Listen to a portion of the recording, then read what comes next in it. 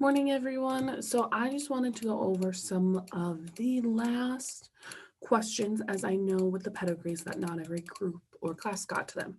So we're going to do just a quick recap on them. So this is your pedigree number one. So let me get my pointer. So this is how I viewed these things. This is not necessarily the only way to do them, but I want to walk you through my process. So this pedigree is autosomal dominant. This is what I was thinking because it doesn't skip a generation. We see it pretty evenly across males and female, and we don't see it skip.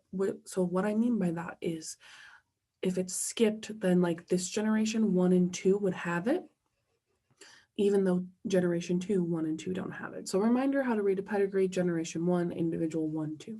So how did I fill in the genotypes for this pedigree? I started with red. What do we know in quotes for sure?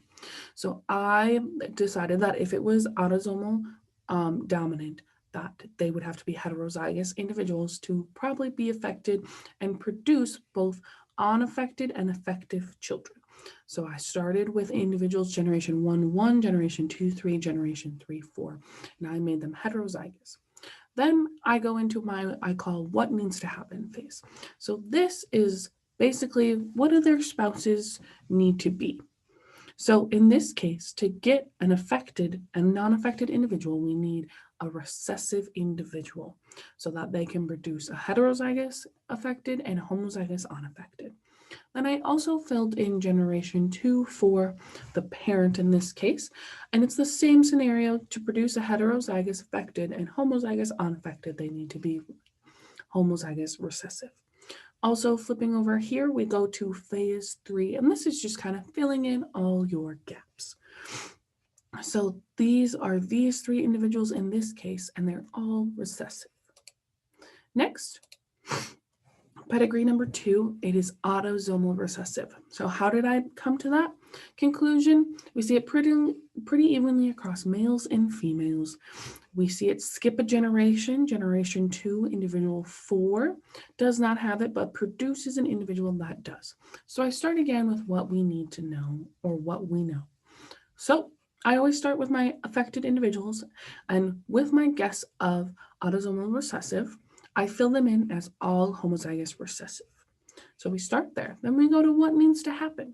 So I look at this case. I start here because they produce both affected and unaffected.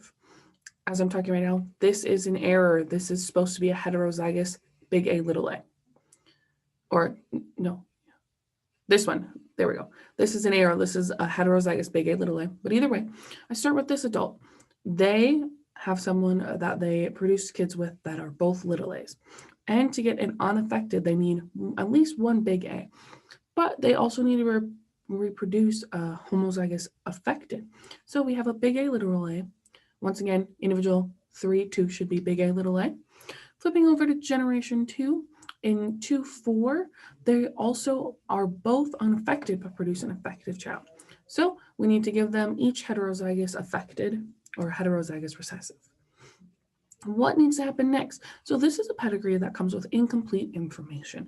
We cannot know without a doubt that these individuals are affected versus unaffected because we don't know their offspring completely. So I filled these in as what possibilities they could be. They could either be dominant homozygous or dominant recessive heterozygous. So lastly, pedigree number 3. Your first hint for this one is when you look at it, you have way more males than females affected by this. So this automatically makes me think of an X-linked recessive. That is because more males would be affected because they only have one X chromosome. So they get one recessive gene from their mom, they are affected. So looking at this, what we know, I start with my males and I fill them in as X small a, so X recessive with their Y chromosome. Then I move to my individual 3, 2, and I give them 2 X recessives. So personally, then in my what needs to happen phase, I started with individual 1, 3. This is because they produce a male who has this, but also a male who doesn't. That means that their mother needs to be heterozygous because they're producing affected and unaffected males, and their father figure is the X small a, producing individuals 2, 5, and 6 heterozygous. Next on my what needs to happen phase, my generation 1, individual 1 and 2. I automatically filled in this male and this male almost right away because they had to be dominant A. Pairing that with, to get affected and unaffected, you have a big X, big A, big X, little a. So they're heterozygous. They produce a mixed amount of children, genotypically, as well as this individual I filled in next with that big A, little a, because they are also producing mixed genotypes. Then I go to phase 3 and fill in what is left. So that is your quick overview of pedigrees because I know class didn't all get to them. Please Slack me with questions and turn in your Friday activity. Good luck this week on finals week.